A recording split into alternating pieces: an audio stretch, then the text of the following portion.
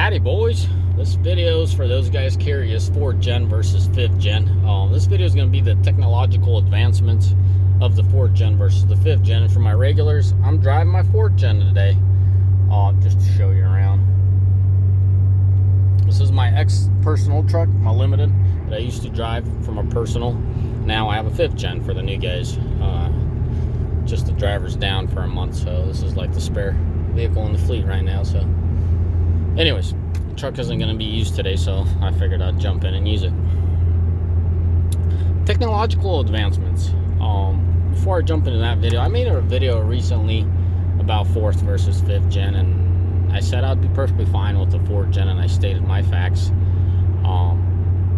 Begs the question, like, Paul, what do you really get with the 5th gen? What's all that new with the 5th gen? Is it those numbers? They could probably push the same torque numbers out of the old engine, the 6.7, the 18s and the 19s. Let's just keep it simple for you guys that are so upset about, you know, the newer ones being called 5th gen. And I completely understand that. In a lot of cases, it is a 4.5, and I will agree with you. And later in this video, I'll underline some things about that as well.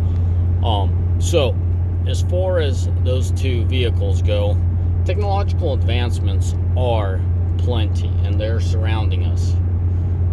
Where corners cut, absolutely. That's what a lot of people are upset about. You know, the cab's not quite different. I mean, you can jump on the wagon of saying, oh, Ford had the same cab forever, you know. But nevertheless, I say Ford, and we pass it Ford, you know. So let's just finish off my points with technological, and we'll go back to some little details.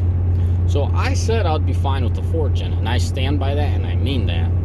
And the question needs to be asked, and what are you really getting with the 5th gen? And there are quite a few technological advancements, and here they go.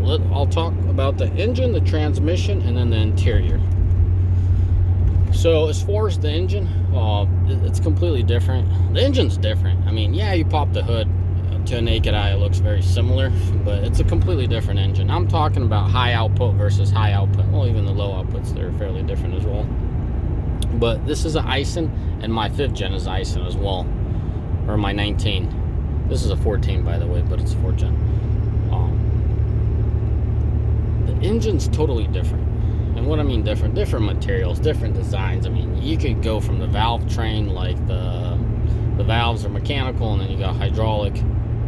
You got different injectors. You got different fueling system. You know, everybody loved the CP3. They're stout, solid pumps. They went to a CP4, supposedly fixed the issue. People are all over the place. A lot of people are cringing, myself as well. When I bought my truck, I'm like, I don't feel very comfortable. I'm probably going to do the conversion. And I dug deep and came to a conclusion, as long as you have a healthy lift pump, which these trucks don't seem like they had an issue in the 4th gen. I believe it's a carryover to the 5th gen lift pump. So I came to rest in peace with myself that I am going to be perfectly fine with my 5th gen and the CP4. Anywho's, so as far as the engine, it is quite a bit advanced compared to this. I mean, you're just starting at the range that they are, you know what I mean, 1,000 torque, 400 horse. That engine has a lot more to give. The cooling's already set up for a lot more. Everything as far as the engine goes. And if I had to take a stab at it, I want to say that engine is safely capable about a 500 horse, and with all the internals, 1,400 torque. Yeah, I'm a little, maybe I'm a little too confident in that engine for it. I mean, maybe I'm pulling the trigger a little too soon and a little too overconfident with that engine. That engine hasn't proved itself yet, and as far as reliability goes. But I can tell you, as far as the built on paper, it looks really well. And when you do tow with that truck, it has no issues with the temps whatsoever. I mean, I gotta admit, I set up this truck very well. Look at those temps, man. They're running low, and they're running fairly well. But you know what I mean, when you put that hammer down, this truck still warms up, and it warms up fairly rapidly. What I'm trying to say is the 5th gen, I think it runs about 190, 195 on average on the coolant. This one runs about 180, 185, and this truck will reach 210 a lot quicker than my 5th gen would. This truck does have a better tuning on it and all that. My 5th gen is completely stock as we're speaking, and I'm more or less comparing apples to apples. Not really, you would say, because you just said this is a better setup truck. This truck already has a better tuning and whatnot. Read between the lines. But what I'm going at is more or less the 5th gen is getting the short end of the stick, but end of the hill climb, it's going to stay cooler, and it's gonna manage that heat a lot quicker and a lot better than this truck will. That is advancement. If you don't call that advancement, I don't know what you categorize advancement. In my dictionary, progress, advancement is going forward. It is making something better. Well, I guess advancement would be something better. So the engine, hands down, the engine is quite a bit more spurp than this. Now the transmission, more or less, you get the same tranny. You get a little bit different valving, and you get, I believe, line pressures are a little different, but the tuning, that's what it comes down. And that is the biggest issue with the 5th gen. The tuning, the Ram or Aisin, whoever it is, I'm thinking Ram because it comes off the ECU. ECU dictates a lot. I believe the ECU dictates the TCU. If they did the other way around, it would be a lot better system. They just were cheap on doing proper engineering and testing on that tuning. But anyways, as far as the transmission goes, both trannies are stout. It's just the 4th gen has a better suited tune on the tranny for the setup that it has than the 5th gen. Now, where's the advancements?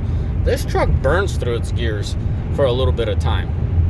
Unless you really get on it, it like grabs the gear and takes off. Tow haul mode,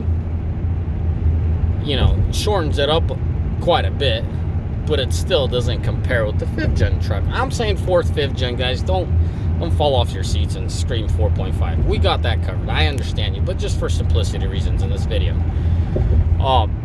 So because the 5th gen locks up every gear, always in or out of tow haul mode, it's completely on demand of the throttle. It grabs every gear and it does it flawlessly. The 4th gen cannot hang out with the 5th gen as far as excel.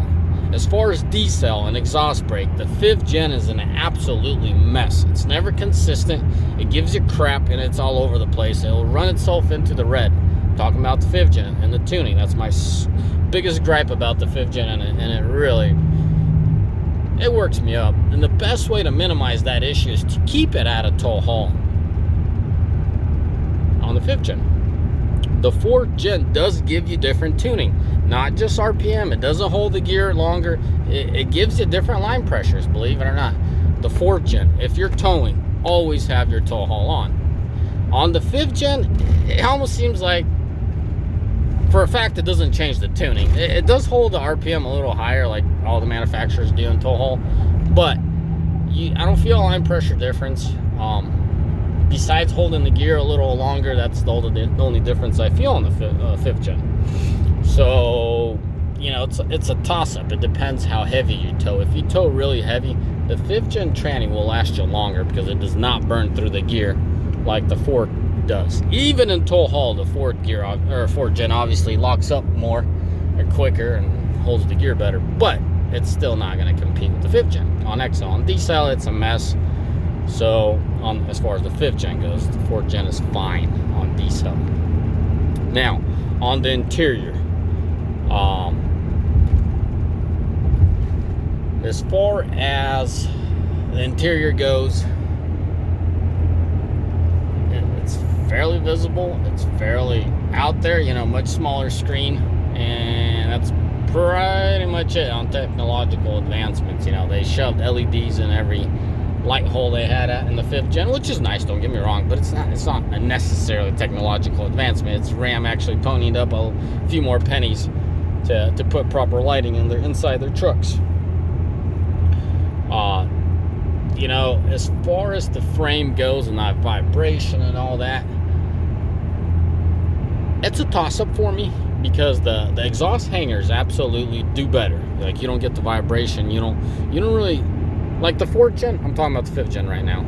You don't get the exhaust vibration like you do in the 4th gen. If you rev up this truck, you not only hear the engine, but you feel that exhaust vibration. you guys that haul know what I'm talking about.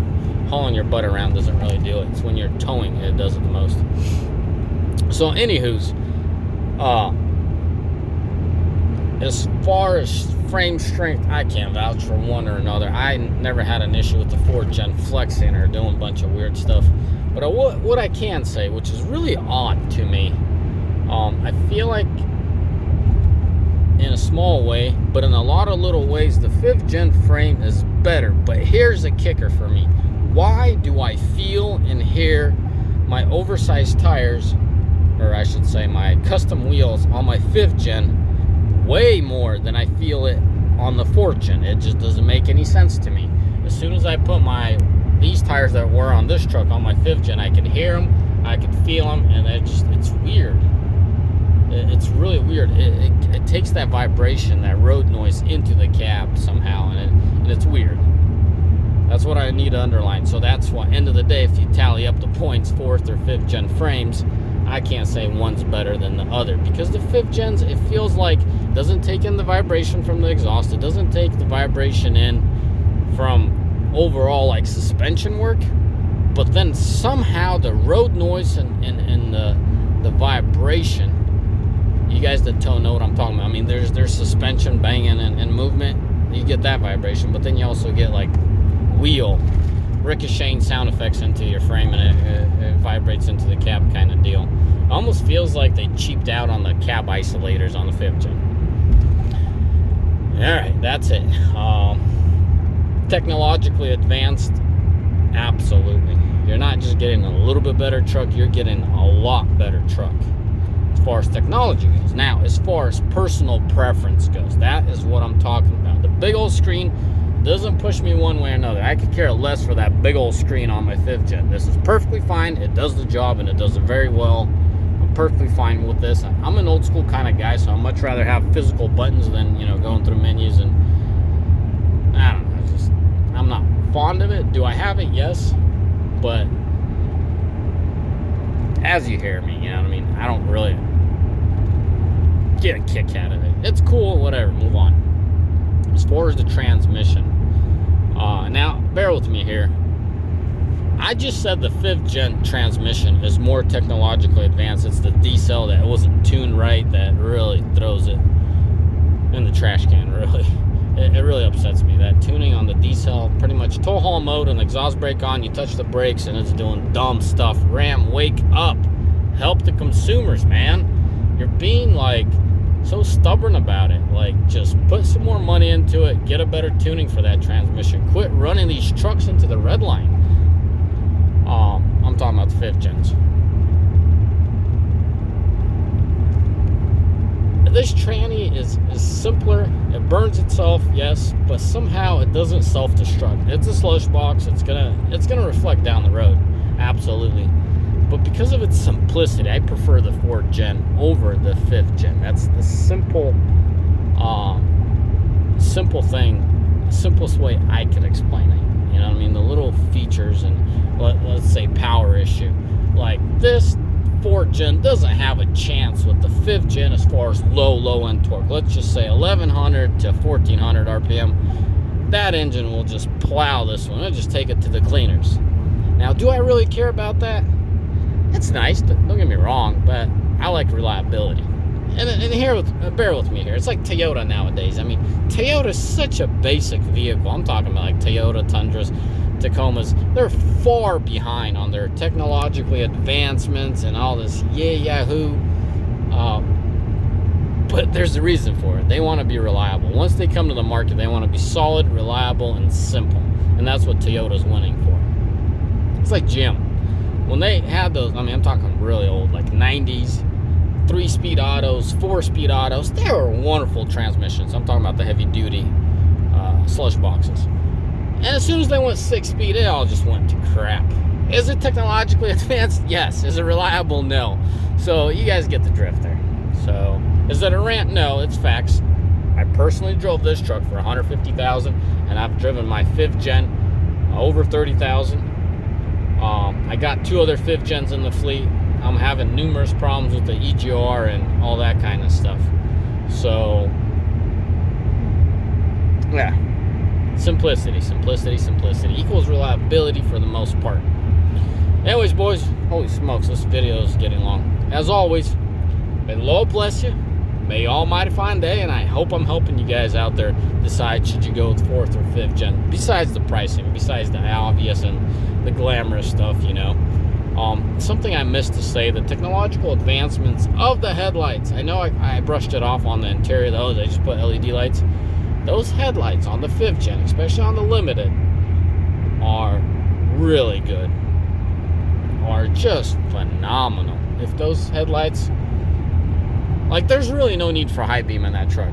That's how strong those low beams are, and they just flood the road. This truck has halogen projectors. It does the job, don't get me wrong, but it does not come close with the Limited lighting. I mean, Ram just knocked it out of park as far as the headlights go on that truck.